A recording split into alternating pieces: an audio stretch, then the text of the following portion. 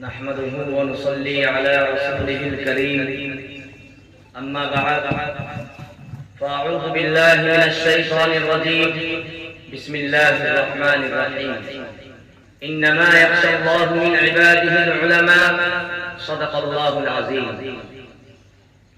احساس کم مائیگی اور بے بزاع کی دامن گیر ہے کہ اپنے مادر علمی جامعہ عربیہ ناصر العلوم میں منعقد ہونے والی عظیم الشان یوم آزادی کے موقع پر اس سراپا تفسیر کو یہ حکم ہوا ہے کہ شیخ الہند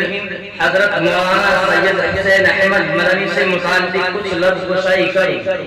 میرے عزیزوں، شیخ الہند حضرت مولانا سید حسین احمد مدنی اپنی زندگی میں بھی مخدوم و متا تھے اور اس دنیائی فانی سے رخصت ہو جانے کے بعد بھی اپنے علمی و عملی آثار، افکار و نظریات اور علم و عمل کے میدان میں ہمارے لیے ایسے نقوش ثبت کر گئے اس میں رہنمائی کا بہترین سامان، ذہن و فکر کی جلا، سیرت کی تعمیر، اخلاق کی تہذیب اور زندگی کے ہر موڑ کے لیے بہترین نمونہ ہے.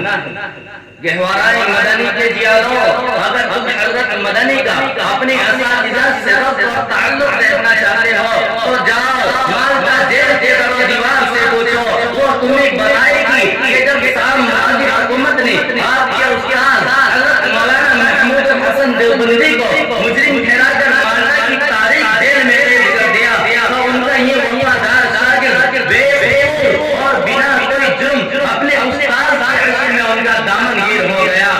اور جب استاد محترم نے ان کو اور دیگر بات کو خطاب کر کے فرمایا کہ انگریزی گورنمنٹ نے مجھ کو قصوروار سمجھانے، تم بے قصور ہو، اپنی رہائی کی کوشش کرو، تو سب نے بیک زبان کہا کہ نکل جائے زمین تیرے قدموں کے نیچے،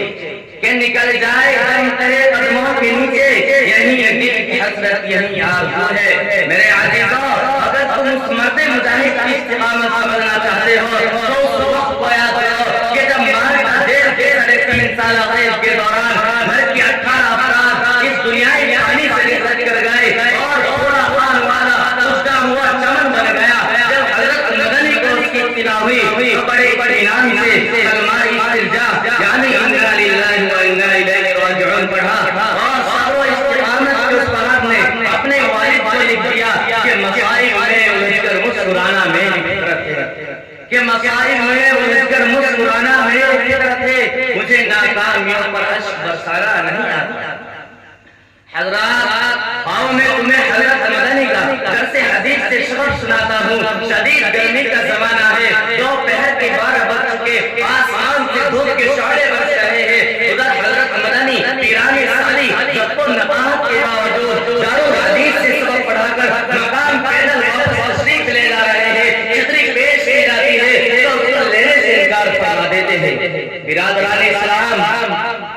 یہ ان کا دین و مذہبی عشق تھا، بلکہ انہوں نے ملک و ملت کے لیے آپ نے جو قربانیاں دی ہیں تاریخ کی اور آپ اس سے انکار نہیں کر سکتے. کیا زمانہ بھول گیا کہ جب فرعونی طاغوت کی انگریز حکومت نے اس ملک کے تقدس پر اپنے ناپاک بازو پھیلا دیے اور اس ملک میں بسنے والا ایک فرد انسان غلامی کی زنجیر میں جکڑ گیا. جب حضرت مدنی نے فتویٰ جاری کیا تھا کہ انگریز کی فوج میں بھرتی ہونا حرام ہے، پھر کیا ہوا؟ سامراجی سلطنت میں زلزلہ آ گیا، ان کے حواس معطل ہو گئے، انہیں اپنا مستقبل تاریک نظر آنے لگا اور کی ظالم و جابر انگریز ناپاک گورنمنٹ نے آپ کو قید میں ڈلوا دیا اور حضرت مدنی کو اپنے فتوے سے رجوع کرنے کے لیے ہر طرح مجبور کیا، لیکن ہر طرف سے مایوسی ہاتھ لگی. پھر ایک وقت ایسا آیا، کراچی کی خلافت خان پرس میں 9 لاکھ کا مجمع ہے، چاروں طرف انگریز کی توپیں لگی ہوئی ہے، حضرت مدنی کو گولی مارنے کا حکم ہے، سب کی نگاہیں اسٹیج پر لگی ہوئی ہے کہ حسین احمد مدنی آئے گا یا نہیں. لوگوں کی سانسیں اٹکی ہوئی ہے. ادھر اسلام کا وہ عظیم اسکالر، ملک کا وفادار سپاہی کفن بغل میں دبائے ہوئے اسٹیج پر آتا ہے اور انگریزوں کی طوطوں کی طرف اشارہ کر کے کہتا ہے کہ لیے فکری ہے بلبل چونچ میں گل، کے لیے فکری ہے بلبل چونچ میں گل، شہید ناز کی تربت کہاں ہے؟ اور پھر انگریز کو للکار کر فرمایا کہ کھلونا سمجھ کر نہ برباد کرنا، کھلونا سمجھ کر نہ برباد کرنا، ہم بھی کسی کے بنائے ہوئے ہیں، فرنگی کی فوجوں میں حرمت کے فتوے سرے دار چڑھ کر کے گائے ہوئے ہیں، شجر آزادی کو خون دے کے سینچا پھل اس کے پکنے کو آئے ہوئے ہیں۔ ملت اسلامی کے نوجوان دوستوں بزرگوں، آپ تاریخ اٹھائیے اور مطالعہ کیجیے کہ آزادی کے بعد بھی مسلمانوں کے ساتھ کس طرح کا رویہ اختیار کیا گیا، ظلم و استبداد کے کیسے کیسے ہتھیار استعمال کیے گئے، کبھی گورو شخص کے نام پر اخلاق کا قتل کیا جاتا ہے تو کبھی مظفر نگر میں ہماری ماں اور بہنوں کو عصمت دری سے کھیلا جاتا ہے، کبھی گجرات کے اندر چھوٹے چھوٹے معصوم بچوں کو گاجر اور مولی کی طرح کاٹ کر پھینک دیا جاتا ہے، ہمارے مساجد کو مسمار کیا جاتا ہے، مکاتب پر شک کی نظر ڈالی جاتی ہے، اور بات تو یہ ہو چکی ہے کہ آج شریعت میں بھی مداخلت کی جا رہی ہے، کبھی اذان کے خلاف پابندی کی جا رہی ہے۔ دوستو،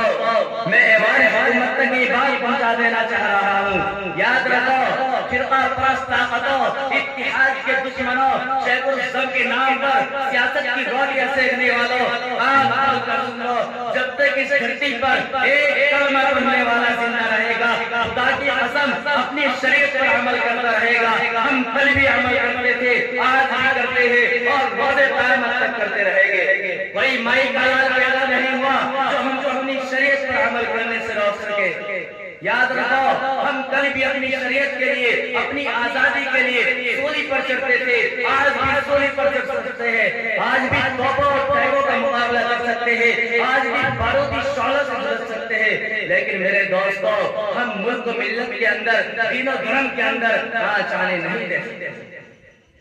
ملک لٹ جائے گا آثار نظر آتے ہیں، سارے مذہب نشین مکار نظر آتے ہیں، ہم نے اس ملک کی دھرتی سے محبت کی ہے، پھر بھی ہم عدل و غدار نظر آتے ہیں۔ ارے او ظالموں، کان کھول کر سن لو، مظلوم صحیح مجبور نہیں ہم، مظلوم صحیح مجبور نہیں ہم، اگر شریعت پر آج بھی آئی تو بابا ہم بھی ضد پر آ جائے۔